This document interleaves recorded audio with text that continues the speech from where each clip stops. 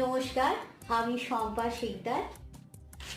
যে কথাটা তোমাদের সবাইকে আজ আমি বলবো, একটু নতুন খবর দিচ্ছি, অবশ্যই সুখবর।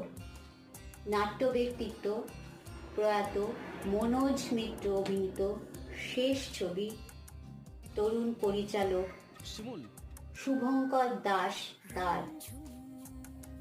নিউ স্টার প্রোডাকশনের নিবেদন, যে ছবিটি পাণ্ডুলিপি মুক্তির অপেক্ষায়। তার ট্রেলার আমি দেখেছি, উপস্থিত ছিলাম সেখানে সারা দিন। ট্রেলারটি লঞ্চ হয়েছে ক্যালকাটা প্রেস ক্লাবে, আর ভীষণই ভালো লেগেছে। বেশ অভিনব, নতুনত্ব সব কিছু আছে। প্রত্যেকটা সফল ছবি যে খোরাকগুলি থাকে তার প্রত্যেকটিতেই নবীন